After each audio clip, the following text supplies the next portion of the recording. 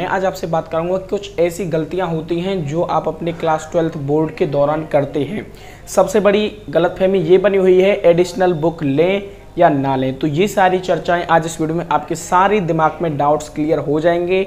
आज से आपको पता लग जाएगा, आपको आइडिया लगने वाला है कि आपको किस तरह की स्टडी करनी है। ये आपको या दिमाग में आज मैं आपको फील करवा दूंगा। देखिए, सबसे पहले क्या होता है, हम कुछ गलतियाँ करते हैं, बस उन गलतियों को हमें सुधारना है। ठीक है, मैं आपको 4-5 पॉइंट आज ऐसे बताऊंगा कि अगर आप उनको फॉलो करते हैं तो आपको कहीं भी कोई दिक्कत नहीं आने वाली है। ठीक है, बस उन पॉइंट्स को आप थोड़ी अच्छे से फॉलो करिए, कंसंट्रेट रहिए, फोकस्ड रहिए उन पॉइंट्स पर। अगर उन पॉइंट्स को आज क्लियर कर लेते हो तो मैं कह रहा हूँ आपका बोर्ड्स में भाई 95+ % बनने से कोई नहीं रुक सकता। तो देखिए, कुछ ऐसे पॉइंट्स मैं बताऊंगा। मैंने अपना क्लास 12 का एक्सपीरियंस आज आपसे शेयर करना है कि मैंने किस तरीके से, कुछ मुझ पे भी गलतियां हुई थी बच्चों, 1-2 मिस्टेक मैंने भी की थी दोस्तों। तो वो मिस्टेक कहीं आप ना कर रहे हो, आपका टाइम वेस्ट ना हो रहा हो, इसीलिए मैंने ये वीडियो बना रहा हूँ। ठीक है, सबसे पहला जो आपका पॉइंट है जिसपे आपको बच्चों फोकस रहना है वो क्या है, नो बैकलॉग। ठीक है, नो बैकलॉग। आपका कोई भी बैकलॉग नहीं होना चाहिए, मोस्ट इंपॉर्टेंट है भाई। अगर आपका कोई भी बैकलॉग है तो इसे यहाँ पे मत होने दीजिए, इसे यहीं के यहीं क्लियर करके चलिए। जो चैप्टर जिस भी टाइम पे दे रखा है उसी टाइम पे उसको क्लियर करना है। हमारे क्लास में जो भी चल रहा है हमें साथ में रहना है, कोई भी बैकलॉग नहीं होना चाहिए कि हमारी क्लास में इतने चैप्टर्स हो चुके हैं लेकिन हमारे इतने चैप्टर्स ही क्लियर हैं, हम पीछे चल रहे हैं। ये एक बहुत ही एक ऐसा स्टेप है जो हमें अपने बोर्ड के अच्छे रिजल्ट से कोसों दूर ले जाता है। तो बैकलॉग आपका नहीं होना चाहिए। बैकलॉग अगर थोड़ा बहुत है तो उसको अभी आप साफ कर सकते हैं, यही आपका टाइम है। आप अक्टूबर तक भी ये वीडियो देख रहे हैं तो भी आप इन पॉइंट्स को फॉलो करके अपने आप 90+ स्कोर कर सकते हो। ठीक है, तो सबसे बड़ा पॉइंट होता है कि आप अपना कोई भी बैकलॉग क्रिएट मत होने दीजिए। ठीक है, अगर आपको बोर्ड्स में एक अच्छा रिजल्ट चाहिए। सेकंड जो पॉइंट है, read NCERT of biology and inorganic chemistry. आपके पास बायोलॉजी नहीं है तो कोई दिक्कत नहीं, आप इनऑर्गेनिक केमिस्ट्री पढ़ सकते हैं। ठीक है, रीड एनसीईआरटी ऑफ बायोलॉजी। जिन बच्चों के पास बायोलॉजी है भाई, एनसीईआरटी मोस्ट इंपॉर्टेंट है बायो की। ठीक है, बायोलॉजी है जिन बच्चों के पास, उनके लिए रीड एनसीईआरटी वाला पॉइंट मोस्ट इंपॉर्टेंट है। जिन बच्चों के पास मैथ है उन्हें इनऑर्गेनिक केमिस्ट्री पूरी एनसीईआरटी से पढ़नी है। ठीक है, तो read NCERT of biology and inorganic chemistry daily. ठीक है, आपको इनऑर्गेनिक केमिस्ट्री और बायोलॉजी की एनसीईआरटी डेली पढ़नी है भैया। आप, मुझे पता है क्या करते हैं, बायोलॉजी की फिंगरप्रिंट्स मंगा ली, ठीक है, फिंगर टिप्स मंगा ली बायोलॉजी की, करने लग गए, उससे क्वेश्चंस करने लग गए। बायोलॉजी की और भी बहुत सारी बुक्स आती है, मंगा ली, एडिशनल बुक पढ़ रहे हैं। एनसीईआरटी को यार कोई खोल के ही नहीं देखता। ये सबसे बड़ा पॉइंट होता है बच्चों के लिए, यहीं पे अक्सर बच्चे फेल कर जाते हैं। फिर वो बाद में क्या कहते हैं, भाई हमने बहुत पढ़ा था, ये बुक पढ़ी थी, ये बुक पढ़ी थी, फिर भी हमारा रिजल्ट अच्छा नहीं आया बायोलॉजी में। भाई आपका कारण यही है कि आप एनसीईआरटी नहीं पढ़ रहे हो, एनसीईआरटी को आप फोकस नहीं कर रहे हो। एनसीईआरटी अपने आप में एक मास्टरमाइंड बुक है। आप जो एडिशनल बुक के पीछे भग रहे हो ये गलत है। मैं ये नहीं कह रहा कि एडिशनल बुक से पढ़ो ही मत, बिल्कुल पढ़ो, लेकिन कब, तब आपकी एनसीईआरटी बिल्कुल क्लियर हो। एनसीईआरटी की लाइन टू लाइन आपने पढ़ रखी है, एनसीईआरटी की लाइन टू लाइन का आपने अर्थ समझ रखा है। ठीक है, एनसीईआरटी के सारे एग्जाम्पल, एनसीईआरटी की सारी बैक एक्सरसाइज आपके क्लियर है तो एडिशनल बुक की तरफ जाइए ना। कौन रोक रहा है यार आपको, करिए एनसीईआरटी बुक। कितनी भी एनसीईआरटी बुक आपकी टोटल होनी चाहिए, तब उसके बाद आप कितनी भी एडिशनल बुक कर लीजिए, उसको आपको कोई नहीं रोकने वाला। लेकिन एनसीईआरटी की लाइन टू लाइन आपको क्लियर होनी चाहिए, एनसीईआरटी के सारे एग्जाम्पल आपको क्लियर होने चाहिए, एनसीईआरटी की सारी बैक एक्सरसाइज आपको क्लियर होना चाहिए। कितनी भी एडिशनल बुक कर लीजिए, मुझे कोई प्रॉब्लम नहीं। लेकिन अगर आपकी एनसीईआरटी क्लियर नहीं है तो आप कितनी भी एडिशनल बुक कर लेना, आप रिजल्ट कभी भी अच्छा नहीं ला पाओगे। क्योंकि बच्चों जो पेपर होता है पूरा एनसीईआरटी बेस्ड होता है। हो सकता है आपको बात ये कड़वी लग रही हो, लेकिन इसमें कोई दिक्कत नहीं है, ये आपके ही भविष्य के लिए है। एनसीईआरटी पर आप फोकस नहीं कर रहे हो तो आप सबसे बड़ी गलती कर रहे हो, आप यहीं पर एक फेलियर पॉइंट की तरफ जा रहे हो। ठीक है, एनसीईआरटी चाहे मैथ हो, चाहे बायो हो, चाहे केमिस्ट्री हो, चाहे फिजिक्स हो, NCERT is the mastermind book. NCERT अपने आप में एक खूनी किताब है, एक मास्टरमाइंड बुक है। ठीक है, उसको आप कर लेते हो, आपको कोई भी एडिशनल बुक की जरूरत नहीं है। लेकिन आपको लगता है कि भाई मैंने एनसीईआरटी क्लियर कर ली है, मेरा एनसीईआरटी का सारा चीज़ क्लियर है, तो हाँ कर सकते हैं, खूब करिए एडिशनल बुक जो सी करनी है। HC वर्मा उठा लीजिए, कोई भी ओसवाल की ले लीजिए, कुछ भी कर लीजिए। ठीक है, लेकिन एनसीईआरटी अपने आप में एक मास्टरमाइंड बुक है, तो एनसीईआरटी रीड करनी है, डेली बेसिस पे करनी है, कंसिस्टेंट। ऐसा नहीं आज एनसीईआरटी पढ़ी, 2 दिन नहीं पढ़ी फिर पढ़ ली, फिर 3 दिन नहीं पढ़ी फिर पढ़ ली, फिर 4 दिन नहीं पढ़ी, ऐसे नहीं, गैप नहीं होना चाहिए। डेली एनसीईआरटी रीड करिए। एक ही चैप्टर को एनसीईआरटी से 4-4 बार पढ़ना है।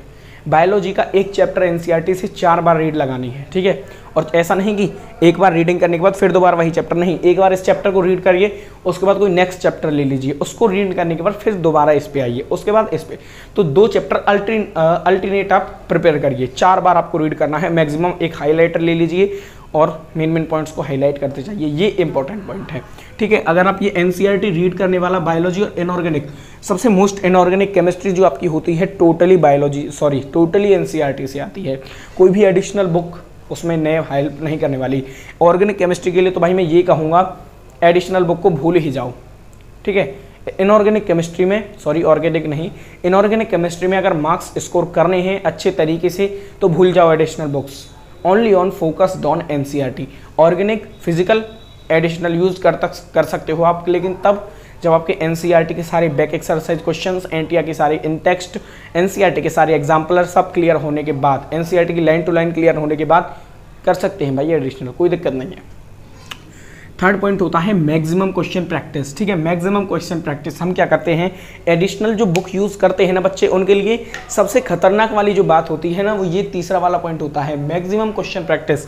जो एडिशनल बुक्स की तरफ भगते हैं, एनसीईआरटी से पूरा चैप्टर पढ़ लिया, समझा कुछ है नहीं, ठीक है, ऐसे ही पढ़ लिया, उनको जल्दी है हमें इस बुक से पढ़ना है, हमें इस बुक से पढ़ना है, पढ़ लिया। उस बुक से पढ़ोगे 2 पॉइंट एक्स्ट्रा मिलेंगे, दूसरी वाली बुक से पढ़ोगे उसमें भी 1 या 2 पॉइंट एक्स्ट्रा मिलेंगे, एनसीईआरटी से पढ़ोगे उसमें भी कुछ अलग दिखेगा। भाई जब आप अलग अलग बुक से पढ़ रहे हो तो एनसीईआरटी भी तो अपने मास्टरमाइंड बुक है, तो उसमें भी आपको कुछ अलग पॉइंट्स देखने को मिलेंगे। तो यहीं पे बच्चा हो गया कंफ्यूज और इन्हीं में अटका रहेगा और उसकी जो मैक्सिमम क्वेश्चन प्रैक्टिस है वो नहीं हो पाएगी, रिविजन सही से नहीं हो पाएगा और यहीं पर बच्चा एक फेलियर पॉइंट की तरफ मूव कर रहा है, ठीक है। तो ये एडिशनल बुक पढ़ने का सबसे फेलियर पॉइंट होता है। मैं बच्चों ये नहीं कह रहा कि आपको एडिशनल बुक नहीं पढ़नी चाहिए, एडिशनल बुक पढ़नी चाहिए, अच्छी बात होती है, आपको नॉलेज बढ़ती है, लेकिन तब यार जब आपकी एनसीईआरटी क्लियर हो जाए, लाइन टू लाइन आपकी एनसीईआरटी क्लियर हो जाए, सारे कंसेप्ट्स क्लियर हो जाए एनसीईआरटी के, सारे एग्जाम्पलर, सारे क्वेश्चन, सारे बैक एक्सरसाइज क्लियर हो जाए, तब आप एडिशनल बुक की तरफ मूव कर सकते हैं, ठीक है। तो ये आपको करना होगा मैक्सिमम क्वेश्चन प्रैक्टिस। जितना बच्चा मैक्सिमम क्वेश्चन प्रैक्टिस कर लेगा उतना ही उसका रिजल्ट बेटर आएगा, ये मेरी गारंटी है। फोर्थ पॉइंट क्या है, all NCERT example, back exercise, numerical solve daily. ये मैं आपको समझा चुका हूँ, अभी जो बताया वही बात है। एनसीईआरटी की सारी बैक एक्सरसाइज, एनसीईआरटी के सारे एग्जाम्पलर, एनसीईआरटी के सारे इन टेक्स्ट जो भी ये न्यूमेरिकल होते हैं डेली बेसिस पे सॉल्व करिए, ठीक है। ऐसा नहीं एक दिन किया और 5 दिन नहीं, ये डेली बेसिस पे करिए। मैं नहीं कह रहा कि पूरी बैक एक्सरसाइज एक ही दिन में निकाल दीजिए, निपटा दीजिए, नहीं। चाहे आप उस बैक एक्सरसाइज में से डेली 5 क्वेश्चन करिए, लेकिन उसको डेली करिए, ठीक है। आप ना क्वेश्चन करने का जो तरीका है उसको हैबिट में रखिए। आप क्वेश्चन डेली सॉल्व करिए, 5 से 10 क्वेश्चन डेली सॉल्व करिए, तो उससे क्या होगा, जो आपकी कैलकुलेशन होगी वो थोड़ी फास्ट होगी, ठीक है। जब आप डेली न्यूमेरिकल सॉल्व करेंगे तो आपका न्यूमेरिकल अप्रोच बढ़ेगा, आपको कंसेप्ट लगाने का तरीका आएगा कि हाँ भाई इस क्वेश्चन में ये कंसेप्ट ऐसे लगेगा। तो वो सारी चीज़ें कहाँ से आती हैं सॉरी वो सारी चीज़ें मैक्सिमम क्वेश्चन प्रैक्टिस करने से आती हैं, यानी कि डेली बेसिस पे न्यूमेरिकल सॉल्व करने आती है। ये नहीं कि एक दिन 20 न्यूमेरिकल किए फिर 5 दिन नहीं किए, फिर एक दिन 30 न्यूमेरिकल किए फिर 4 दिन नहीं किए। डेली बेसिस पे अगर न्यूमेरिकल सॉल्व कर रहे हो तो आप अपनी सक्सेस की तरफ चारों पॉइंट पढ़ रहे हो। अगर आप ये चारों पॉइंट क्लियर करके चल रहे हो तो आपकी 95+% बनने से कोई नहीं रोक सकता, ये मेरी गारंटी है, ठीक है। अगर आप इन पॉइंट्स को फॉलो करने के बाद इससे कम अप करके स्कोर आना है तो यार आप कमेंट में मुझे बोल देना कि सर आप, मतलब अब मैं कह सकता हूँ वो। तो ये 4 पॉइंट्स जब बच्चे ने क्लियर कर लिए उसका, ठीक है, इससे आप समझ ही गए होंगे मैं क्या बोलना चाह रहा हूँ, ये 4 पॉइंट्स कितने इंपॉर्टेंट हैं आपके लिए।